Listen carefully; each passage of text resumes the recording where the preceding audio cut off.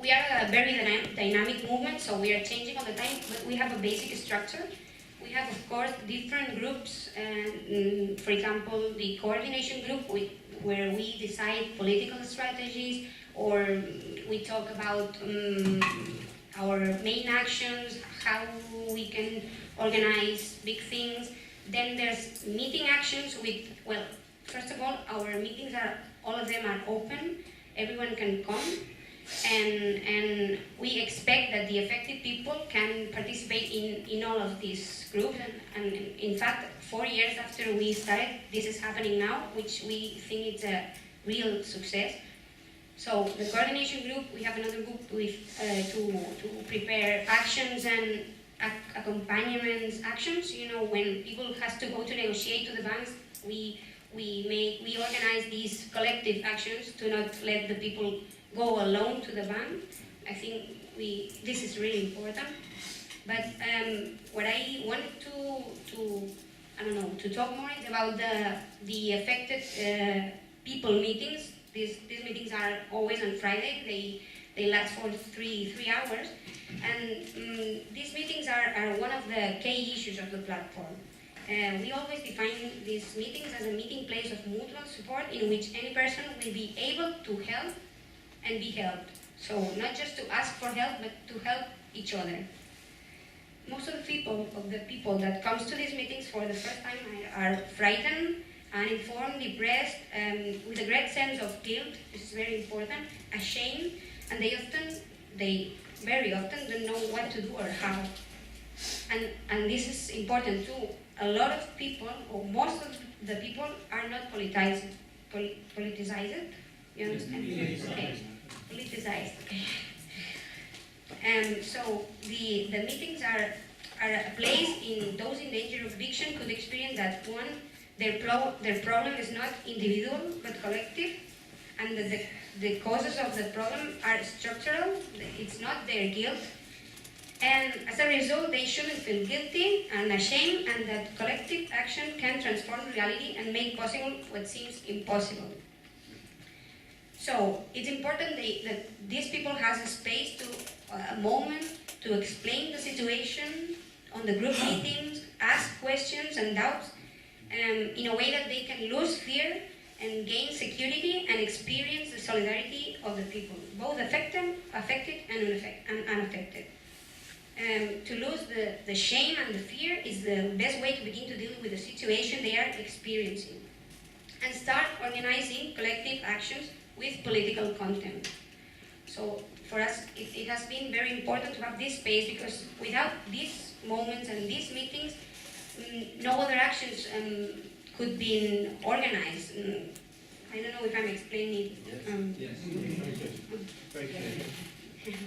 According to our experience, without collective meetings where affected people have a space, none of our campaigns would have been so effective. So, our campaigns, basically four. First of all, the most well-known, well, at least in Spain, here maybe it's not well-known, it's the Stop Evictions campaign. It started in 2010.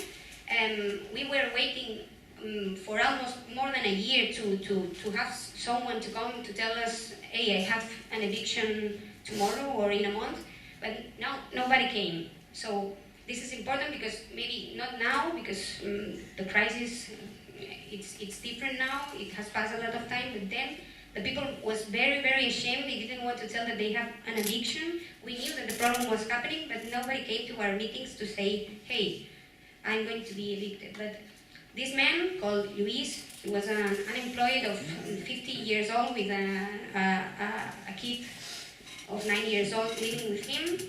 He came to our meeting and told us, hey, I have an eviction, but first, or before the eviction, I want to burn my house, because I don't want the bank take my house like this. And we thought, okay, we have a problem here, but maybe it's better not to burn it, but to do something that you can stay there.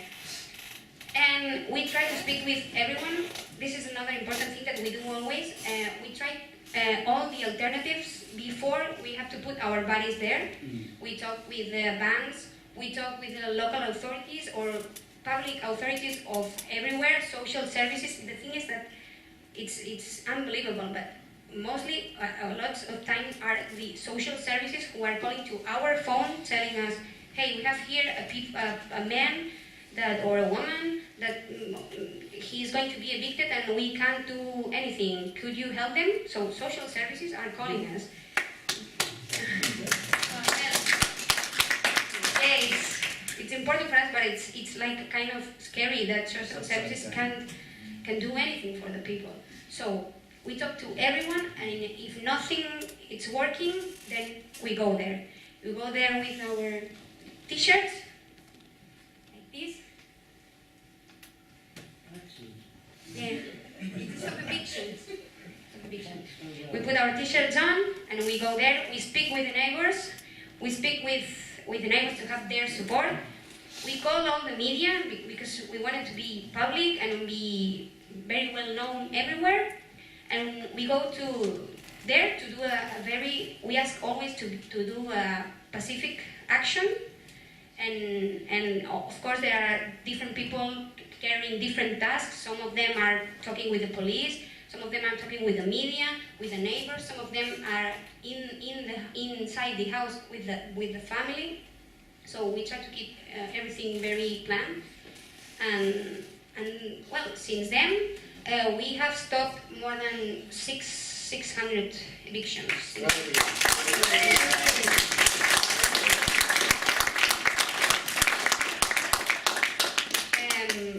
I just want to, maybe I can talk about all the campaigns, but maybe I can just talk about the evictions because maybe this is another one because it's interesting.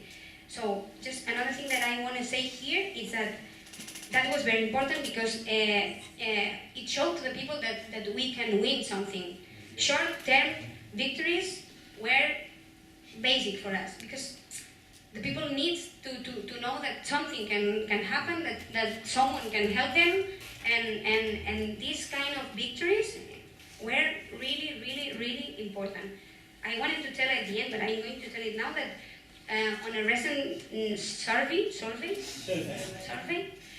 more than the 80% of the people was, they are agree with our proposals, and it was really impressive because almost the 90% of the people that answer these questions say that they trust more in the platform than in the government. If they have crazy, but it's true. It was a survey in one of the most important well-known newspapers in Spain called El País. I don't know. So we were there. It was crazy. Okay, just another campaign, not four but two, because I think it's interesting. It's called Obra Social, which means social action, because there are some kind of banks in Spain called cajas de ahorros, which is similar to banks, but the difference is that they have to put some part of their benefits into social things, like they are doing museums or some kind of this. So we change the sense of the name, and we start the campaign named Social Action because we wanted to reclaim a real social action, and it consists in we occupied these buildings that are empty for 3-4 years, and they are from the banks. So it started when a family was evicted and they didn't have a place to go, and then we re-entered in his apartment, and that was the first time that we did as a platform something like this. Of course, that was happening all the time, but it was kind of different because the platform was there to support them. And after that, we start occupying these big buildings where maybe 10, 20 families are living there. And now, of course, it's important to say that we do these kind of actions in a public way with all the media. Another important thing to say is that we always try to negotiate with the bank. We always say we don't want to stay here just no paying or just squatting. We want to stay here paying a rent, but of course we are going to pay a rent that is according to our income. Usually it's 20-30% of the income of the family if they have any income. If they don't have anything, so they just don't pay. And from the first day we start paying to the bank, and also from the first day we involve the local administration in order to them to make, be in the middle of the negotiation between the bank and the building. So now we have 8 buildings in Catalonia, and the first one that started in 2011, it's going to be, I mean, we're going to have a real long-term solution, because the bank has agreed to leave these families there after maybe 2 years of fighting. So we are really happy with that. I don't know, maybe I can finish? Okay, I just wanted to show a video of an eviction, but maybe for me.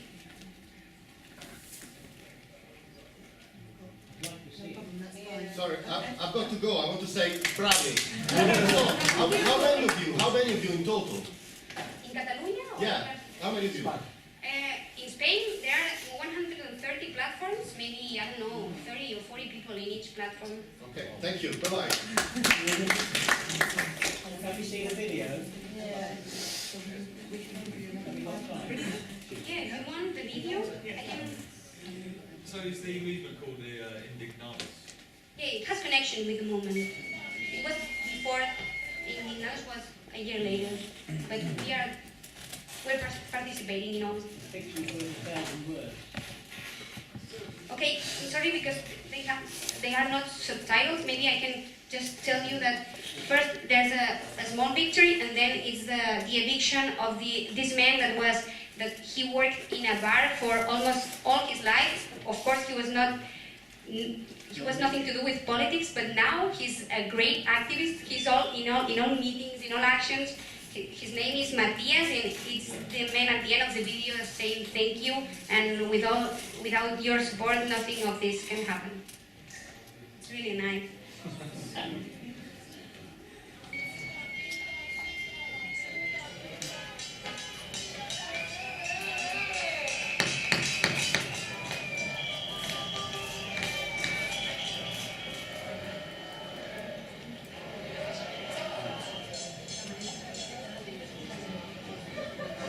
En resistencia pacífica, podemos encontrar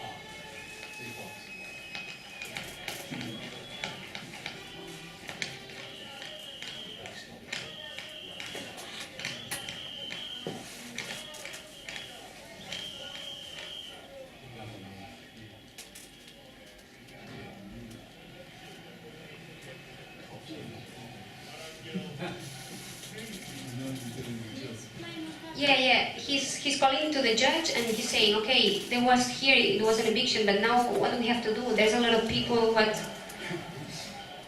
they are discussing if they are going to make the eviction or not.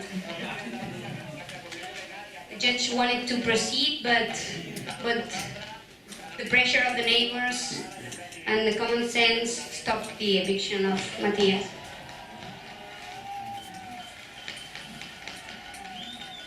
This is what happens nowadays with us.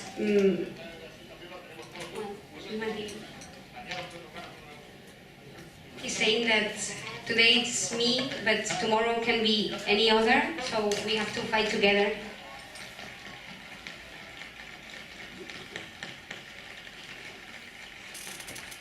Yeah, for us it's very moving that this man is now such involved in the movement. It's like a very charismatic person. I don't know, maybe I can't say more, but if I have to finish. Why are your t-shirts in English? What? Stop university. Stop evictions.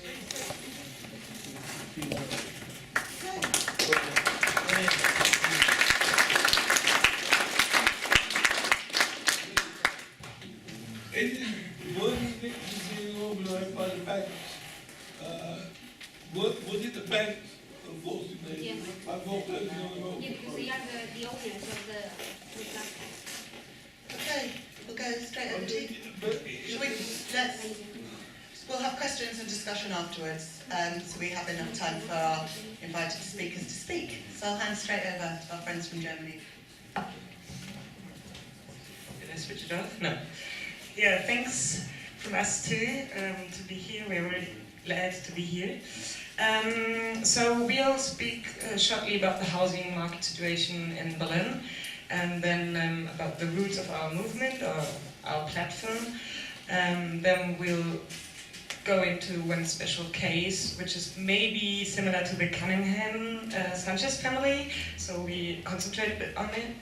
Then we'll introduce shortly other actions and other cases of eviction we worked on. And at the end, we'll give a short summary on what we are and what we do in Berlin. So first, the housing market situation is quite different from Spain. So more than 85% of the Berlin people are tenants. So in Berlin, only a small part of the middle and upper class owns their own house or their condo. So this is the great majority of people who live as tenants. And on the other side, landlords are either private owners who own like 1 or 2, 3 houses, big real estate trusts and companies, or state-owned companies that actually are obliged by the government to make profit, and so they act like the private companies as well. So the housing market in Berlin has been comparatively relaxed until the late 90s. Maybe you've heard about it.